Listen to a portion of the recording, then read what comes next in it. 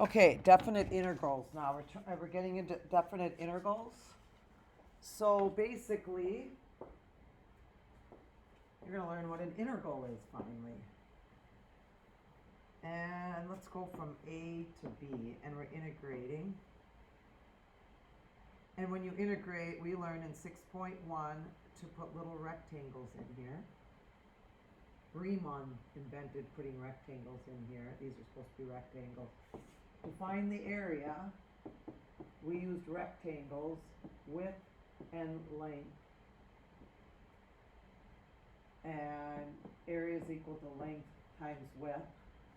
And the width, if you think about your rectangles, they don't land on its side. They look like this when you look at your rectangles. So the width was the x-axis, and the length was how large the y-axis was. It changed.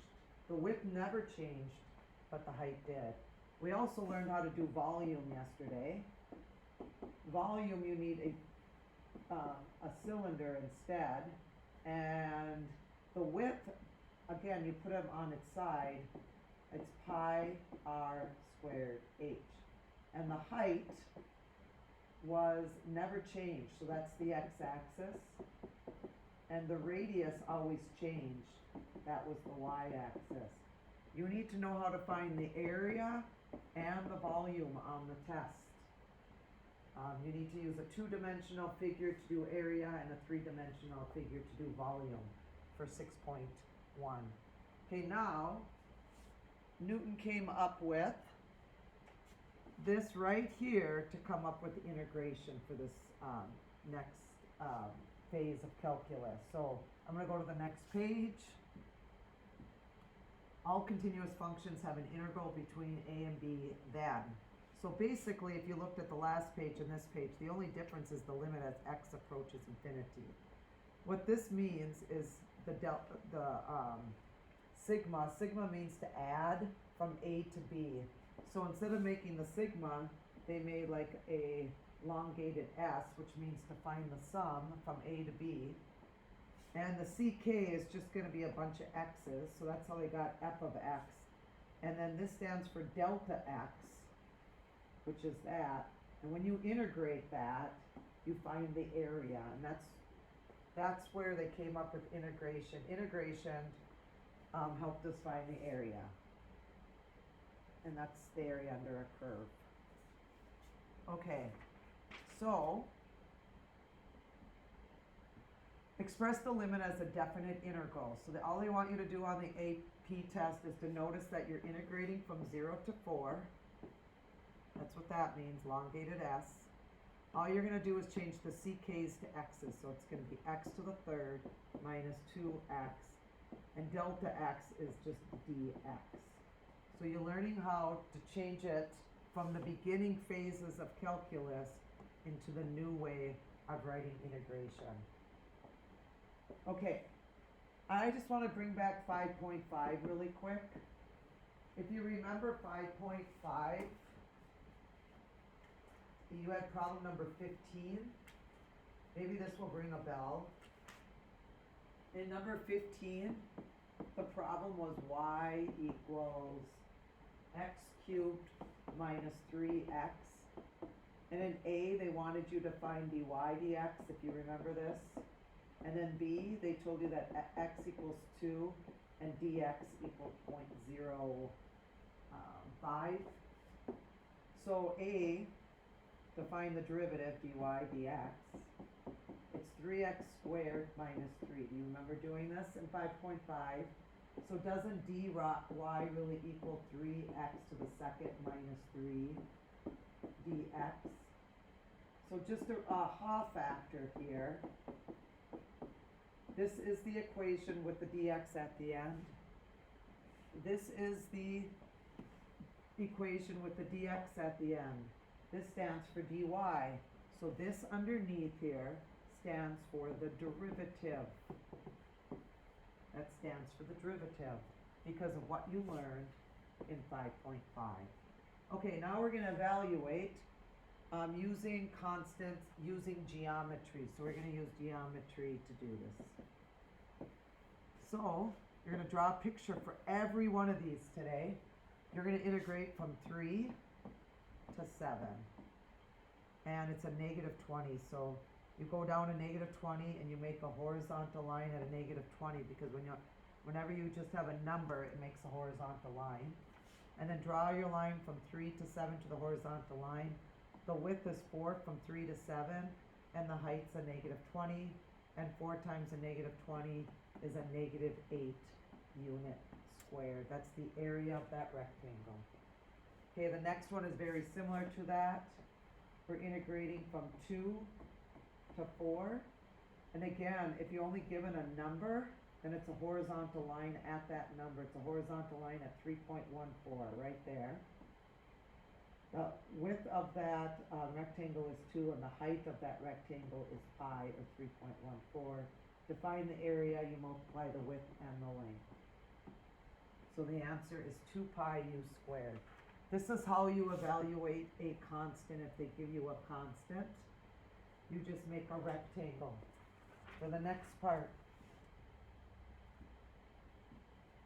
using geometry. So now we're just gonna go about making graphs again. It's not a number anymore. It's x over 2 plus 3. You're gonna put your first dot at 3. You're gonna go up 1 and over 2 and connect your dots. It makes a line. We are going from a negative 2 to a positive 4. And what are we trying to do? We're trying to find the area. That's what this little squiggle stands for. It means to find the area. And we're finding the area using geometry. So we know that this shape right here looks like a trapezoid. The formula for a trapezoid is 1/2 the height, base 1 plus base 2. And the height is right here, from a negative 2 to 4 is 6. And as you can see, that this base is smaller than this base, and what dictates it smaller or bigger is this line right here makes it smaller or bigger. So I need to plug a negative 2 into x over 2 plus 3. And I'm going to get 2. And again, I need to plug, this is x over 2 plus 3, I need to plug 4 in there to find out the height, and that's going to end up being 5. 7 times 6 is 42, take a half of 42, 21 unit squared for that problem. Okay, the next one makes a circle from a negative 4 to a positive, from a negative 4 to a positive 4. But we're only integrating from 0 to negative 4, so we're only integrating to here. That means we have to find the area of that shape, and the area of that shape is 1/4 pi r squared. It's a fourth of a circle. 1/4 pi, the radius of that circle is 4, so it's 16. So the area is 4 pi unit squared to find the area. Okay, next part. Number 5, again using geometry. The only difference is there's not really a number here, so how do you do this? You do exactly the same thing. You have to graph 4x, well that's 4x plus 0. That's an equation of a line. Put your first dot at 0, go up 4 and over 1. Whoops. It's going to be a pretty steep, it's going to be very steep in fact. And you're going from 0 to some b value out here. We don't know what it is, but when you connect your dots to it, it makes a triangle. So the area is going to be 1/2. The base is b long, from 0 to b. It's b long.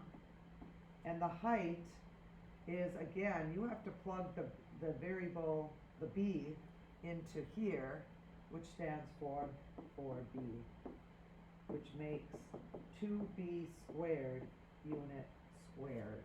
You don't get an answer because one of the limits is a variable. Okay, the next one. Using your calculator, FNINT, so hit your math button. And then find FNINT. It's down there at number 9. And when you hit that, it looks like this. Plug the 0 in, plug the 2 in, use parentheses, put everything into your calculator. And it'll give you an answer of, I think it's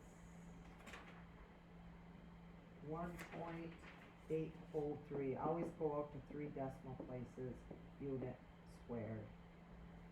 Same thing with this one. Hit your F and INT, put this in, put